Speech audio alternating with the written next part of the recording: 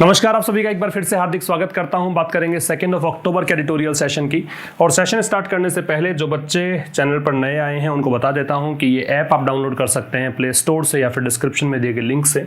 एक बार आप जरूर से विजिट करें। बहुत सारे पेड कोर्सेज यहाँ पर अवेलेबल हैं, जिनमें से एक पेड कोर्स क्लोज टेस्ट इन पैराजंबल का है। यहाँ पर जो भी क्लोज टेस्ट और पैराजंबल बहुत मेहनत से बनते हैं, सब के सब न्यूज़पेपर से कंपाइल करके आपको प्रोवाइड करवाए जाते हैं। ठीक है, वीडियो सेशन है, PDF भी आपको मिलता है। तो ये आप बाई कर सकते हैं। वोकैबुलरी की ई बुक उपलब्ध है पिछले 6 मंथ्स, जनवरी से लेकर जून तक की ई बुक यहाँ पर उपलब्ध है, वो आप बाई कर सकते हैं। साथ ही ये जो बैच है वो अब वेंसडे से स्टार्ट होगा, नेक्स्ट बैच। ठीक है, शायद 63rd बैच है, 63वां बैच स्टार्ट करेंगे। तो ये आप रजिस्ट्रेशन ओपन है, इसके लिए आप बाई कर सकते हैं कोर्स। कॉमन एरर से हम स्टार्ट करेंगे। तो पहला क्वेश्चन आपको दिया हुआ है, कॉन्ट्ररी टू। एक बात ध्यान रखिए कि कॉन्ट्ररी के साथ में टू लगता है। कॉन्ट्ररी टू का मतलब होता है कि विपरीत होना।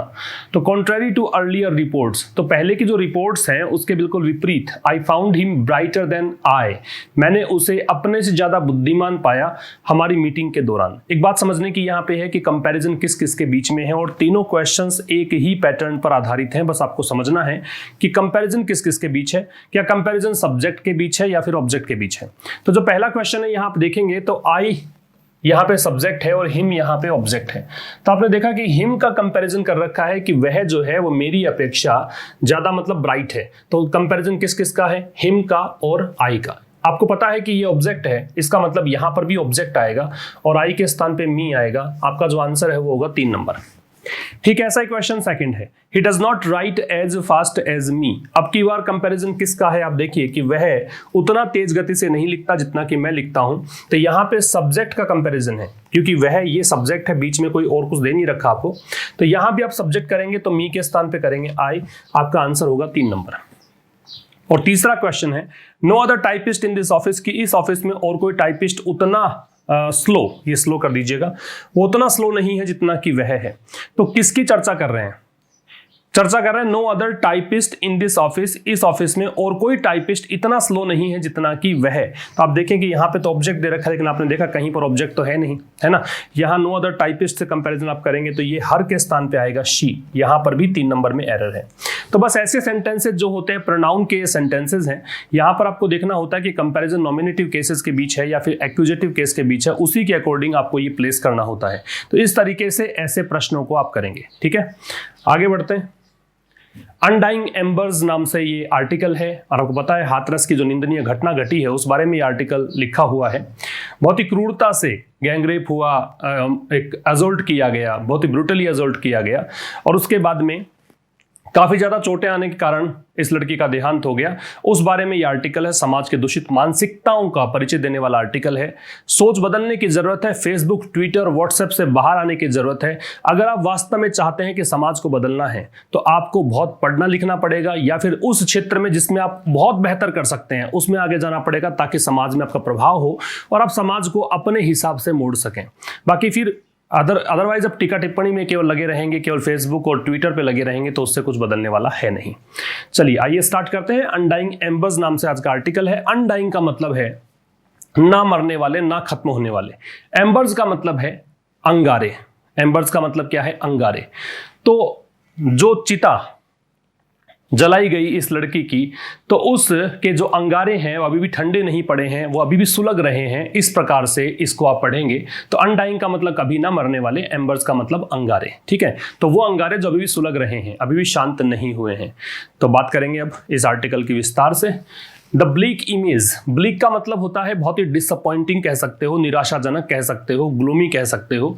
इमेज का मतलब तस्वीर, तो निराशाजनक तस्वीर किसकी, of a burning fire. Fire का मतलब चिता होती है, चिता जिस पर जलाया जाता है मृत शरीर को। बर्निंग का मतलब जलती हुई। ठीक है, तो इमेज किसकी, जलती हुई चिता की। इल्यूमिनेटिंग, अब ये साइमल्टेनियस एक्शन है, ये बताएगा ऐसा करते हुए। इल्यूमिनेट का वैसे प्रदीप्त करना या फिर प्रकाशित करना, ये सब अर्थ निकालते हैं, लेकिन यहां पे इल्यूमिनेट का मतलब कुछ अलग है। इसका मतलब है क्लैरिफाई करना, एक्सप्लेन करना, रिवील करना, उजागर करना। ठीक है, तो जो एक निराशाजनक तस्वीर है जलती हुई चिता की, ये दिखाते हुए, ये रिवील करते हुए, उजागर करते हुए, गास्टली नाइट, गास्टली का मतलब है डरावना, इसे आप हॉरिबल कह सकते हैं, टेरिबल कह सकते हैं। तो भयानक रात, डरावनी रात। ठीक है, किसको दिखाते हुए? डरावनी रात का दृश्य। वाइल, जबकि, वाइल का प्रयोग जब आप करते हैं तो दो क्लोज मिलते हैं, तो दो क्लोज यहां पे है, एक हमने पहले पढ़ा, एक वाइल से स्टार्ट होकर मेमोरी तक है। जबकि पुलिस वाले जो है स्टूड गार्ड, स्टूड गार्ड का मतलब गार्ड की तरह बस आप खड़े रहे, है ना, गार्ड की तरह आप खड़े रहे, तो उसको बोलेंगे विल बी फॉर एवर। तो ये एक दृश्य कि चिता जल रही है, पुलिस वाले खड़े हैं, तो ये जो दृश्य है विल बी फॉर एवर, वो हमेशा के लिए। एज्ड, एज्ड का मतलब अंकित हो जाना, ठीक है, कभी ना भूला पाना। अमिट, एक छाप छोड़ देना। इन इंडियाज कलेक्टिव मेमोरी, किसके? भारत के जो जन समूहों की स्मृति है उसमें, कलेक्टिव सामूहिक होता है, तो सामूहिक जो स्मृति है पूरे देश की स्मृति में ये एक अमिट छाप छोड़ जाएगा। ठीक है, एक बार रिपीट कर देता हूं। तो ये जो एक मनहूस या फिर कहें कि एक निराशाजनक जो तस्वीर है जलती हुई चिता की, जो कि उस डरावनी रात के दृश्य को बता रही है, और जबकि पुलिस वाले गार्ड के रूप में खड़े हैं वहां पे, ये जो दृश्य है वो एक जनमानस के पटल, मस्तिष्क पटल पर अंकित हो जाएगा हमेशा के लिए। ठीक है, A 19-year-old दलित गर्ल, एक 19 वर्षीय दलित लड़की, who had been allegedly raped, who had been, who यहाँ पे इस लड़की के लिए है, who had been allegedly, ये होता तथाकथित रूप से, रेप्ड, बलात्कार किया गया जिसका तथाकथित रूप से, मतलब ये रिपोर्टेडली या सपोज्डली, आप एक प्रकार से परपर्टेडली, ये कुछ वर्ड्स होते हैं जो इसके स्थान पे आप काम में ले सकते हैं। कौन कौन से ले सकते हैं? परपर्टेडली काम में ले सकते हैं, परपर्टेडली, या फिर इसके लिए आप रिपोर्टेडली यूज कर सकते हैं। और ये आए दिन आप न्यूज़पेपर में देखते हैं इस प्रकार का वर्ड का प्रयोग किया जाता है, क्योंकि कोई भी लेखक जो है इस बात से बचने के लिए कि मैं वहां पे वहां तो ये तो है नहीं कि लेखक वहां पे दर्शक था, तो तथाकथित रूप से कहें फिर आप कि भाई ये बात, ये रिपोर्ट से हमारे पास सामने आई है, इसीलिए इस वर्ड का प्रयोग करते हैं। तो 19 वर्षीय दलित लड़की who had been allegedly raped, जिसका एक तथाकथित रूप से बलात्कार किया गया, एंड assaulted। अब ये assaulted जो है वो भी पैसिव वॉइस का हिस्सा है, ये बीन के साथ में थर्ड फॉर्म दे रखा आपको, तो यहाँ पे बीन रिपीट नहीं किया लेखक ने, केवल यहाँ पे थर्ड फॉर्म का प्रयोग, तो आप पढ़ेंगे इसको ऐसा ही कि had been assaulted है। assault का मतलब होता है शारीरिक यातना देना कह सकते हो, ठीक है, हमला करना कह सकते हो। और शारीरिक यातना दी गई कहाँ पर? हाथरस विलेज है, कहाँ का? उत्तर प्रदेश का। यहाँ पे एक प्रेपोजिशन संबंधी बात बता दूं आपको कि जब दो स्थानों का प्रयोग करते हैं तो छोटा स्थान जहां पे होता है उससे पहले एट का प्रयोग करते हैं, बड़े स्थान के नाम से पहले इन लगाते हैं। तो हाथरस विलेज जो है वो स्मॉलर वन है, इस कारण से एट है, उत्तर प्रदेश से पहले इन है। कब की बात है? सितंबर 14 की। जब आप पर्टिकुलर डेट की बात करते हैं तो ऑन लगाते हैं। सकम टू, अब ये सकम टू जो है वो इससे जोड़िएगा, ये जो 19 वर्षीय दलित लड़की है इसने हार मान ली। सकम टू का मतलब हार मान लेना, किसके सामने? जो उसको चोटें आई थी उसके सामने। कहने का मतलब 29 सितंबर को इनका देहांत हो गया। ये मतलब चोटें काफी गहरी थी, इस कारण से ये चल बसी, यो कह सकते हो इसको, ठीक है। 19-year-old दलित गर्ल को जोड़ेंगे इससे, ठीक है। आगे देखिएगा, शी वॉज क्रीमेटेड। क्रीमेटेड का मतलब होता है दाह संस्कार करना, तो ये पैसिव वॉइस है, ठीक है। तो उनका दाह संस्कार किया गया in the dead of night. Dead of night से मतलब है काफी, मतलब घनी रात में, ठीक है, जैसे अमावस की रात होती है वैसे कह दीजिए, या फिर बिल्कुल एक अंधेरे में। She was cremated in the dead of night with the family, परिवार के साथ। क्लेमिंग, जो दावा कर रहा था, परिवार दावा कर रहा था कि दे यहाँ पे परिवार के सदस्यों के लिए है। हैड बीन केप्ट अवे, उनको दूर रखा गया, ये पैसिव वॉइस है। हैड बीन केप्ट अवे, उनको दूर रखा गया। From last right, last right का मतलब होता है जो अंतिम क्रियाक्रम होते हैं उसको बोलते हैं, तो लास्ट राइट से उनको दूर रखा गया, क्रियाक्रम के समय उनको वहां पर नहीं जाने दिया गया, ये उनका दावा था। तो बहुत सारे वर्ड्स हैं। फायर है, इल्यूमिनेट है, एज्ड है, सकम के साथ टू लगता है। सकम के स्थान पे यील्ड भी हो सकता है, सरेंडर भी हो सकता है, सीड भी हो सकता है। और क्रीमेट दाह संस्कार को बोलते हैं, लास्ट राइट अंतिम क्रियाक्रम को बोलते हैं। ये दो वर्ड मैंने यहाँ पे बताए हैं, ठीक है। वैसे तो मेरा कोई मूड भी नहीं था इसको पढ़ाने का आर्टिकल को, क्योंकि इस प्रकार के आर्टिकल्स क्या पढ़ाएं, बहुत ही दुख होता है इस तरह घटनाओं को देखकर, लेकिन ठीक है, मैं मेरा काम कर रहा हूं। आप लोग भी पढ़ लिख कर कुछ बेहतर करिए, ताकि समाज में आपका एक प्रभाव बने, इन्फ्लुएंस बने, और आप जैसा चाहते हैं वैसा समाज बना सकें, क्योंकि अदरवाइज आम व्यक्तियों की कोई सुनी नहीं जाती है। आम से विशिष्ट बनने का सफर आप तय कीजिए, तब जाके कुछ बदलेगा समाज में। अदरवाइज इस प्रकार की घटनाएं होती रही हैं, हो रही हैं, ठीक है। आगे देखिए, दिस वॉज अनदर अनकॉन्सेनेबल एट्रोसिटी। यह जो थी जिसको देखकर वॉज है, अनदर एक और, अनकॉन्सिनेबल का मतलब होता है, ये हमने कल के एडिटोरियल में भी डिस्कस किया था, इसका मतलब रॉन्ग कह सकते हो, अनैतिक कह सकते हो, अनएथिकल कह सकते हो, ठीक है। ये एक और अनैतिक, एट्रोसिटी का मतलब क्रूरता, क्रूएलिटी जिसको बोलते हैं। एट्रोसिटी के लिए आप यूज कर सकते हैं एट्रोसिटी, इसके लिए आप यूज कर सकते हैं क्रूएलिटी, ठीक है। तो कह रहा है कि भाई ये एक और एक बिल्कुल अनैतिक क्रूरता थी, कमिटेड इन उत्तर प्रदेश, जो उत्तर प्रदेश में घटित हुई, ठीक है। तो एक और अनैतिक क्रूरता उत्तर प्रदेश में घटित हुई। द गर्ल वॉज, ये जो लड़की है, वॉज ब्रूटली असोल्टेड, असोल्टेड यहाँ पे वर्ब है, ब्रूटली यहाँ पे एडवर्ब है। असोल्ट का मतलब शारीरिक यातना देना है, ब्रूटली का मतलब काफी क्रूअल तरीके से, बड़े ही निर्दयता से, बड़े ही एट्रोसिटी के जरिए कह सकते हो, बड़ी क्रूरता से असोल्ट किया गया। कब? When she was doing her chores, chores का मतलब नित्य कर्म, जो सुबह के जैसे झाड़ू पोछा लगाना है, ये सब काम होते हैं, रूटीन के काम जो होते हैं उसको चोरस बोलते हैं। जैसे गाँव के अंदर खेत में जाना है, ये चारा इकट्ठा करना है, ये सब आगे दे रखा है। तो गर्ल को बहुत ही भयानक तरीके से क्रूरता से असोल्ट किया गया। कब? जब वह सुबह का कार्य काम कर रही थी, कलेक्टिंग फोडर, चारा इकट्ठा कर रही थी, इन द फील्ड्स, खेतों में, अलोंग विद हर मदर, अपनी मदर के साथ। हर स्पाइनल कोड, ये रीढ़ की हड्डी को बोलते हैं, वॉज फ्रैक्चर्ड, उसको तोड़ दिया गया, रीढ़ की हड्डी को तोड़ दिया गया। एंड टंग स्लैश्ड, स्लैश का मतलब होता है काट देना, उसकी जीभ को काट दिया गया। देखो कितना ब्रूटल ये सीन है।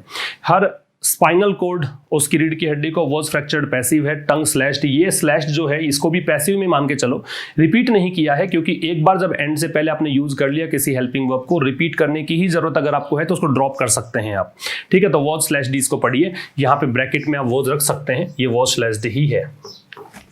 दिस इनह्यूमन एक्ट, ये जो अमानवीय एक्ट है, विच फॉलोज अ स्ट्रिंग, स्ट्रिंग का मतलब होता है सीरीज, ये जो अमानवीय एक्ट है इसको पढ़ेंगे सीरीज, ठीक है। तो ये जो अमानवीय एक्ट है, विच फॉलो, जो कि, विच यहाँ पे रिलेटिव प्रोनाउन है, जो कि इस एक्ट के लिए आ रहा है, जो कि फॉलो करता है मीन्स पीछे पीछे हुआ है, मतलब इससे पहले भी बहुत सारे घटनाक्रम हुए हैं।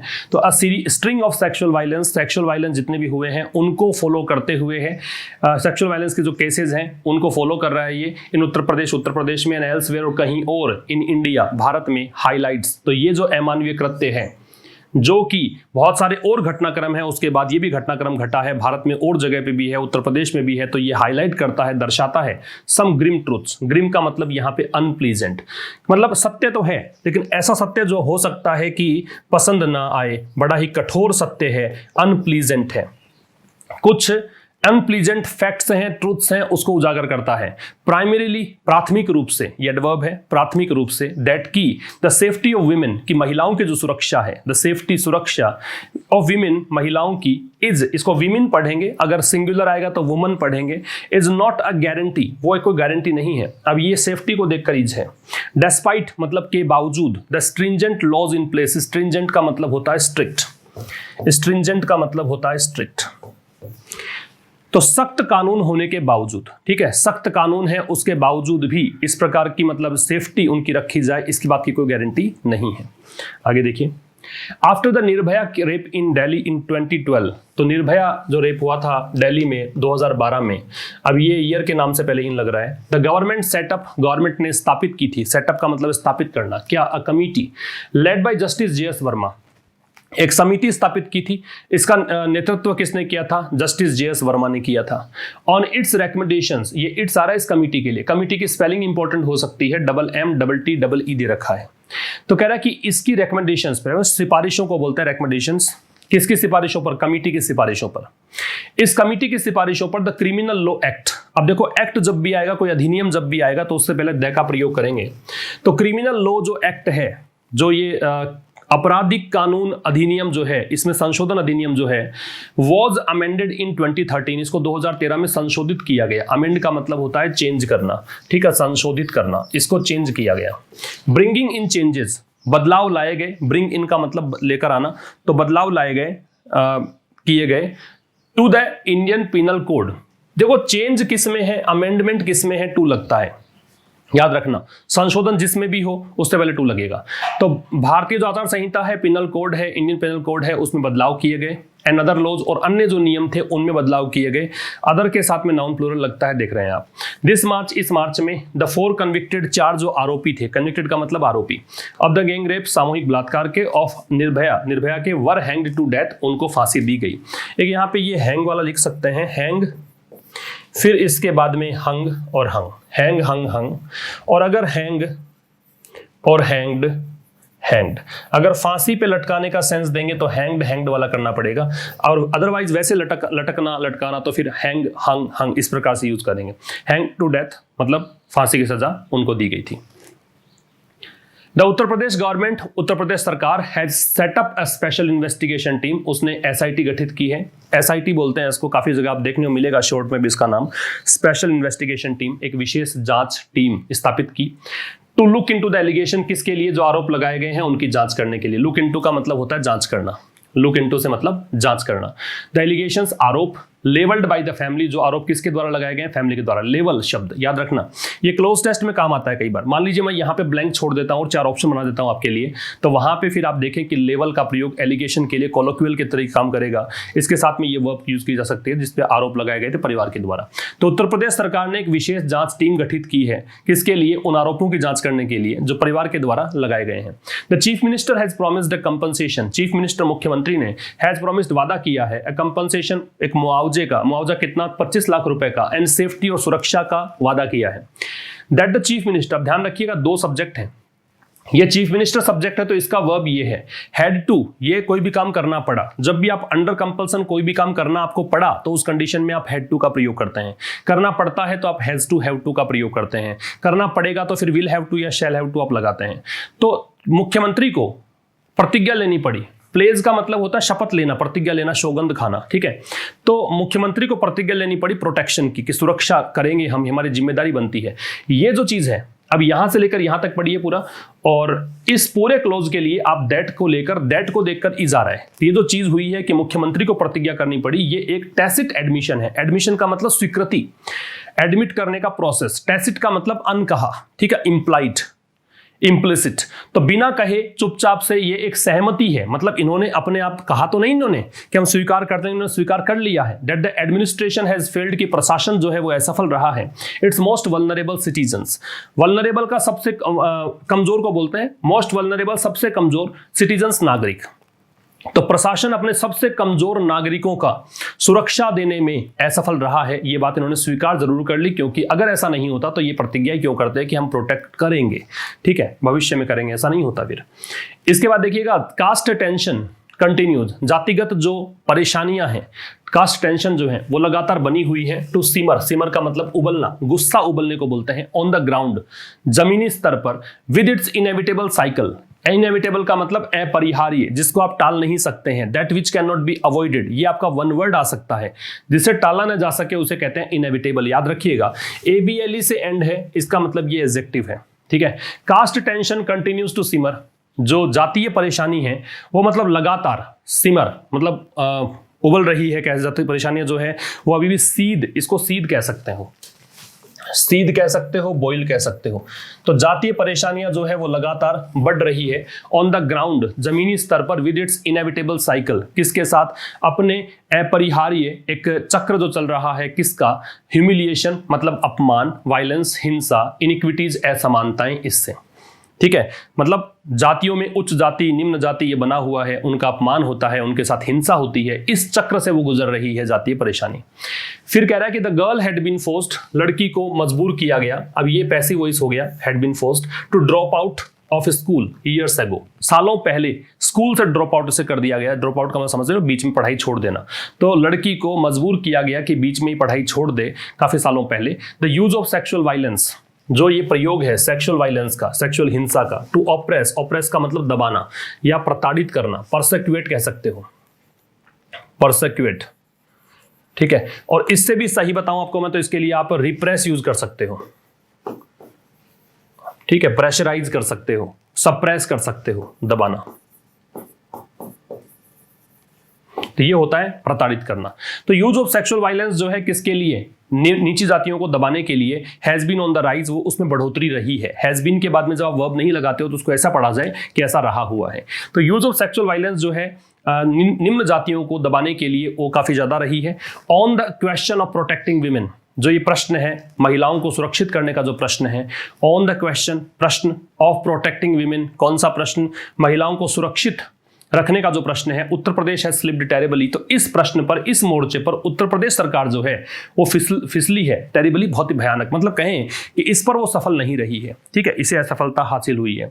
The latest national crime records bureau data, जो नवीनतम आंकड़े हैं national crime record bureau data जो है वो दिखाते हैं that Uttar Pradesh registered the highest number of crimes, कि उत्तर प्रदेश ने सबसे ज्यादा क्राइम्स यहां पे रजिस्टर हुए हैं, है ना। उत्तर प्रदेश में सबसे ज्यादा संख्या में क्राइम यहां पे हुए हैं। किसके खिलाफ? महिलाओं के खिलाफ। कब की बात है? 2019 में। अकाउंट फॉर का मतलब होता है कॉन्स्टिट्यूट करना, इतना निर्मित करना। तो मतलब पूरे देश का टोटल जो है ना उसका 14.7% तो यहीं से निकल कर आया है। ठीक है, तो उत्तर प्रदेश में पूरे देश का 14.7% अपराध यहां पे हुए हैं। अकाउंट फॉर का मतलब है इतनी मात्रा बनाता है ये, इस चीज की टोटल का इतना पार्ट बनाता है।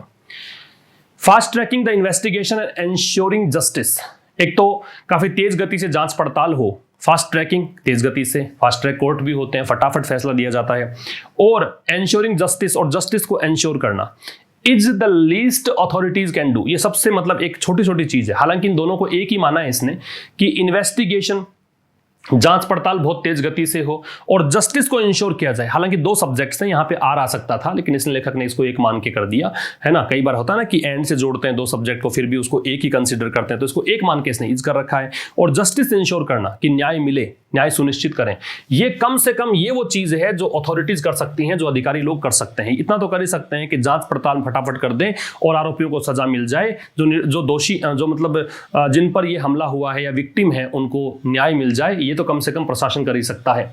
बट द चैलेंज, लेकिन जो चुनौती है, इज टू इंश्योर, वो ये सुनिश्चित करना है। इंश्योर का मतलब सुनिश्चित करना, लेकिन चुनौती इस बात की है, ये सुनिश्चित करना है that these tragedies are not forgotten, कि ये जो दुखांत घटनाएं हैं, ट्रेजेडीज का मतलब दुखांत घटनाएं होती है, ट्रेजेडी का ऑपोजिट कॉमेडी होता है, हास्यास्पद घटना को बोलते हैं।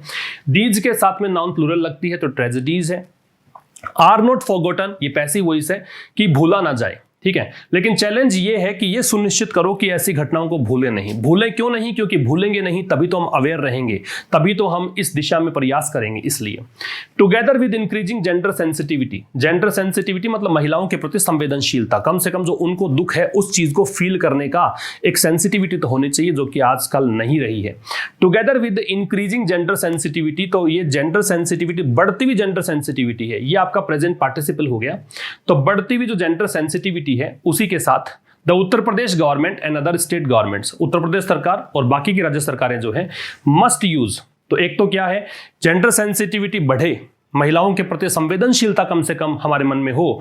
इसके साथ साथ बाकी जो सरकारें हैं मस्ट यूज द लॉ, उनको निश्चित रूप से कानून का प्रयोग करना ही चाहिए। मस्ट का प्रयोग करते हैं तो ये ऑब्लिगेटरी है, जरूर से जरूर ऐसा होना चाहिए। तो कानून का प्रयोग करना चाहिए, किसके लिए? टू एनहांस वीमेन सेफ्टी, महिलाओं के सुरक्षा को बढ़ाने के लिए। एनहांस का मतलब होता है बढ़ाना, ठीक है। एल्स, अन्यथा, दोज एम्बर्स, अन्यथा जो ये जो अंगारे की बात हमने की थी, ये जो अंगारे हैं, ऑन अ सोर्डिड नाइट, सोर्डिड का मतलब आप कहेंगे अनप्लीजेंट, ठीक है। जो मतलब वो नाइट की बात कर रहे हैं जब ये घिनौना कृत्य हुआ, उसको सोर्डिड, सोर्डिड वैसे अधम, नीच, नेगेटिव टाइप का वर्ड है।